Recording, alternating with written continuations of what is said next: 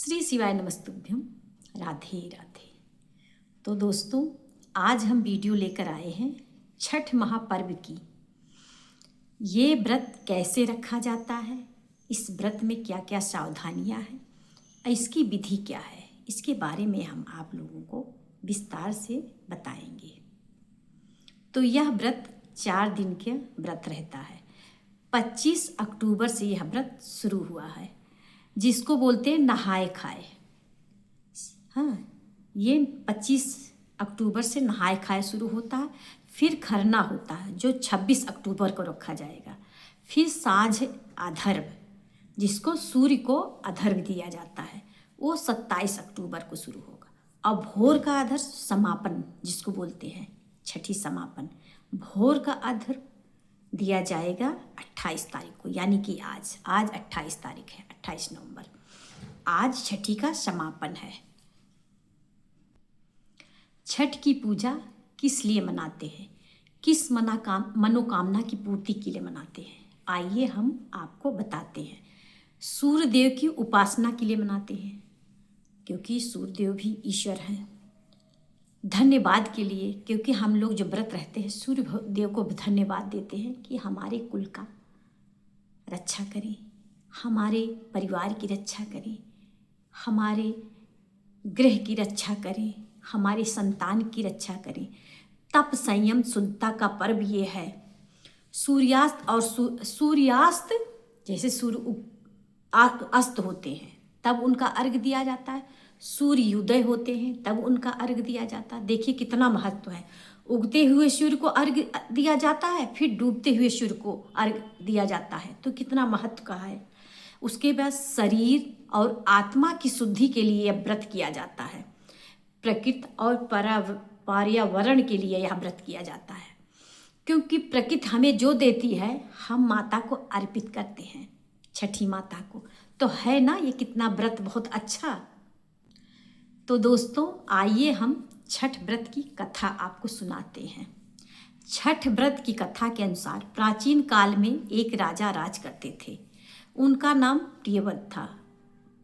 उनकी कोई संतान नहीं थी। इस बात को लेकर वह बहुत परेशान रहते थे। उन्होंने महर्षि कश्यप को अपना दुख बताया और महर्षि कश्यप ने संतान प्राप्ति के लिए पुत्रेष्टि यज्ञ करवाया। यज्ञ में आहुति के लिए खीर राजा प्रियव्रत की पत्नी मालती को खाने के लिए दी गई। इसके सेवन से रानी मालती ने एक पुत्र को जन्म दिया, लेकिन उसका पुत्र मृत पैदा हुआ। राजा का पुत्र मृत पैदा हुआ। राजा प्रियव्रत मृत पुत्र को लेकर शमशान गए और अपना प्राण भी त्यागने लगे। ऋषि जो थे प्रियव्रत अपना प्राण भी त्यागने लगे कि मेरा पुत्र जब मृत पैदा हुआ है तो मैं भी अपना प्राण त्याग देता हूं। तभी ब्रह्मा जी की मानस पुत्री देवसेना प्रकट हो गई और राजा प्रियव्रत को अपना परिचय देते हुए कहा, मैं सृष्टि के मूल प्रवृत्ति के छठे अंश से उत्पन्न हुई है, इसलिए मेरा नाम खष्टी भी है। हाँ, तुम मेरी विधि विधान से पूजा करो और लोगों के बीच प्रचार प्रसार करो। इसके बाद राजा प्रियव्रत ने पुत्र की कामना करते हुए कार्तिक मास के शुक्ल पक्ष की खष्टी पर विधि विधान से माता का व्रत किया। उसके बाद राजा संतानवान बने। इसके बाद से वह व्रत रखने लगे। छठ की एक अन्य कहानी के अनुसार जब पांडव अपना राजपाट खो बैठे थे, तब द्रौपदी ने भगवान सूर्य को उपासना की और उनसे राजपाट वापस पाने के लिए कामना की।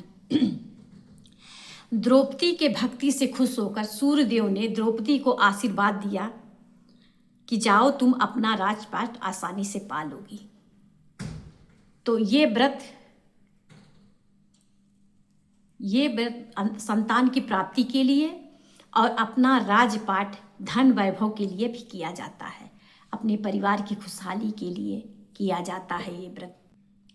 खासकर यह व्रत बिहार में, यूपी में, झारखंड में, यहाँ तक कि नेपाल में मनाया जाता है। आजकल तो पूरे देश में मनाया जा रहा है यह छठी का महापर्व। जय छठी मैया। छठ पूजा भारत का एक प्रमुख पर्व बन गया है। पहले से था भी, अभी और ज़्यादा बन गया है, जिससे हर दिन लोग नए नए जुड़ रहे हैं क्योंकि सब लोग मानते हैं, जैसे किसी की पूजा हो रही उसमें हमारे संतान नहीं है या हमारे घर नहीं, हमारे कुछ नहीं, मतलब अपने मनोकामना सिद्धि के लिए छठ माता को मान देते हैं। छठ माता मेरा पूरा करोगी तो मैं आपका व्रत रखूंगी। यह व्रत 4 दिन तक चलती है। हाँ, नहाए खाए से, उसके बाद खरना से, संध्याधर और भोर से। इस व्रत में शुद्ध कपड़ा पहना जाता है और जो भोजन बनता है वह शुद्ध बर्तन में बनता है, क्योंकि उसको यूज नहीं रोज किया जाता, उस साफ सुथरा होना चाहिए। इसमें गेहूँ साफ सुथरा धो के पिसवाया जाता है, उसी गेहूं के आटे से पकवान बनता है माता जी का चढ़ाने के लिए। और जो चूल्हा होता है मिट्टी का, अभी तो सब लोग बनाने लगे हैं, गैस चूल्हे का वो करने लगे हैं, लेकिन इसमें शुद्ध मन से मिट्टी के चूल्हे से माता जी का बनाया जाता है पकवान भोजन, जो माता जी को चढ़ाया जाता है। छठ पूजा परिवार के सुखी समृद्धि, सुख शांति, स्वास्थ्य, वैभव के लिए यह पर्व रखा जाता है। यह पर्व आस्था, शुद्धता और आत्मसंयम का अद्भुत उदाहरण है। छठ पूजा समाज में एकता और अखंडता का, पवित्रता का स्वरूप माना गया है, क्योंकि छठ मैया सभी की मैया है ना। क्योंकि कोई भी व्रत किसी का अकेले का नहीं है, ये छठ व्रत सभी का है। जो माताएं बहनें अपने पुत्र की लंबी आयु के लिए, अपने पति की लंबी आयु के लिए व्रत रखती हैं, उनकी मनोकामना छठ मैया सूर्यदेव पूरा करते हैं। तो इसमें बहुत साफ सफाई का ध्यान रखा जाता है। जिन बर्तनों में मांसाहार भोजन बना हो उसमें छठ की पूजा का प्रसाद नहीं बना सकते, बहुत पाप होता है। इसलिए साफ सुथरा बर्तन का प्रयोग आप लोग करिए। छठ महाप्रसाद बनाने के लिए नए बर्तनों का उपयोग करें। छठ पूजा में 3 स्टील या शीशे के बर्तनों का प्रयोग करें। व्रत रखने वाली महिलाएं जमीन पर सोए, ठीक है, ये उपाय जरूर करें।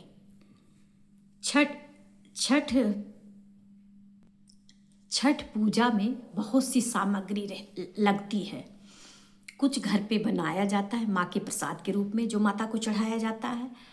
कुछ बाजार से आता है, कुछ खेतों से आता है, इस तरह माँ को चढ़ाया जाता है। इसमें बांस का या पीतल का सूप रहता है। आजकल पीतल का भी सूप चलने लगा है, लेकिन ज़्यादा सब बांस का ही सूपा लेते हैं। दूध लोटे में लीजिए या गिलास में लीजिए, 1 लोटा भरा दूध का, गाय का। गुझिया, गुड़, दूध से बनी मिठाइयाँ, दूध लड्डू, सूर्य को अर्घ्य देने के लिए जल, दूध से भरा लोटा, बड़ी सी टोकरी जिसको बोलते हैं दौरा, हम लोग दौरा बोलते हैं, दौरा उठाओ, दौरे में भरा सामग्री रखा जाता है माता जी को अर्पण करने के लिए। थाली जिसमें माता जी का सब सजाया जाता है उनको चढ़ाने के लिए। दीपक, सिंदूर, खाजा, जल, शहद, कलावा, कपूर, मिट्टी के बर्तन माँ को भोग लगाया जाता है। सुपारी, गंगा जल, चंदन, धूप बत्ती, मूली, बैगन, हल्दी, चावल, कुमकुम, सिंदूर, नारियल, क्षमतानुसार ऋतुफल, गेहूँ, अदरक का पौधा, पत्ते लगे हुए, गन्ने या ईख, कि कोई गन्ना बोलता है, कोई ईख बोलता है। सिंघाड़ा, चावल का आटा, नाशपाती, शकरकंदी, अनाज, नींबू, शरीफा, क्षमतानुसार जो आपको बन पड़े, क्योंकि बाजार में आज इतना सारा फल आ गया है, आप समझ नहीं सकते कि हम क्या लें क्या नहीं लें, क्योंकि जो फल आप नहीं देखेंगे वो भी फल आ गया है।